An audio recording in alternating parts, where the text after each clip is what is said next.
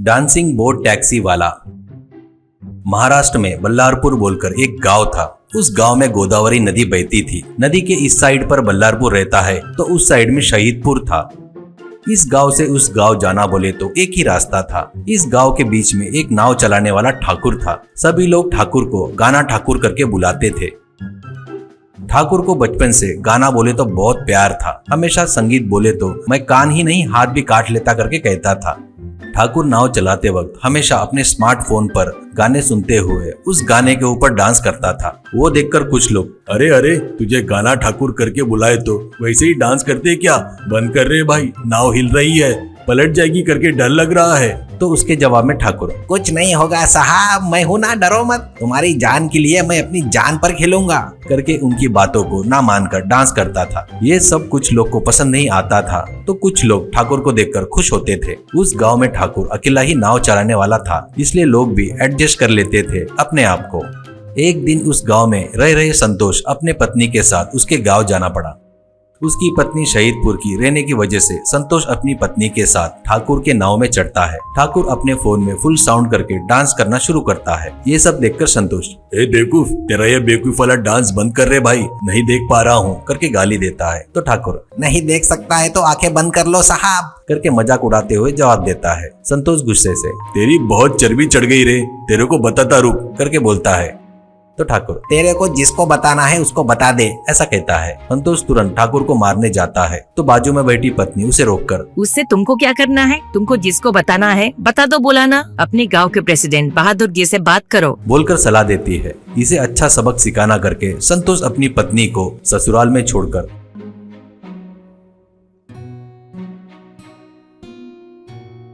वापिस अपने गांव में आकर बहादुर जी से मिलता है। तो बहादुर, क्या संतोष, क्या बात है, इधर आया करके पूछता है। तो संतोष गुस्से में, उस ठाकुर की बहुत चर्बी चढ़ गई है, गाना लगाकर वो डांस क्यों करना और उल्टे सीधे जवाब दे रहा है, उसको आप ही कुछ करो करके कहता है। बहादुर तुरंत, संतोष तू टेंशन मत ले, ऐसा कहता है।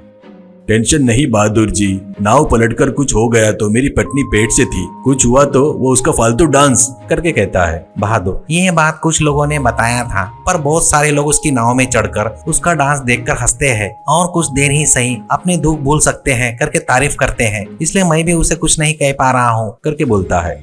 वैसा नहीं बहादुर जी, सिर्फ डांस ही नहीं, वो अकेला ही नाव चलाने वाला है, वो नहीं तो दूसरा कोई रास्ता नहीं है और अपने को उसके अलावा और कोई रास्ता नहीं है, वैसे बात कर रहा है करके बताता है संतोष। बहादुर, हाँ ये बात भी सही है करके सोच में पड़ जाता है। वो तुरंत, आने वाले दशहरे पर नाव की शर्त रखेंगे, जो जीतेगा वो नाव चला सकता है करके बोलेंगे, ऐसा कहता है। संतोष बढ़िया आइडिया है करके कहता है। तो बहादुर, शर्त तो रखूंगा पर उसके साथ शर्त लगाकर नाव चलाने वाला कौन है करके निराश होता है। तुरंत संतोष सोचकर, अरे मेरा साला है ना, उसके गाँव में वो नाव चलाता था, उस गाँव में रास्ता बन जाने के कारण गिरायक नहीं रहने से नाव चलाना छोड़ दिया, मैं उसको बुलाता पक्का आएगा वो, क्या बोलते हो आप करके पूछता है। तो बहादुर, उसको तुरंत बुला, इसमें क्या बोलना है, तुरंत ये बात सबको बता देंगे, कहता है बहादुर।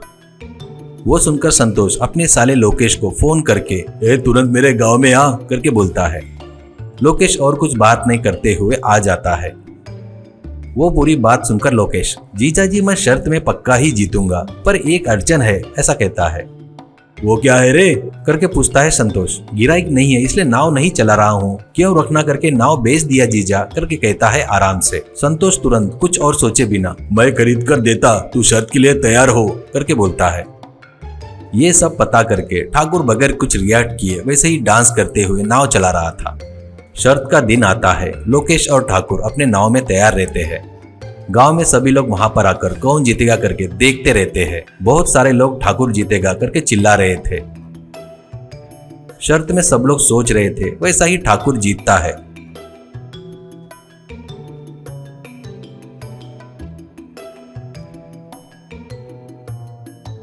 संतोष बहुत निराश होता है।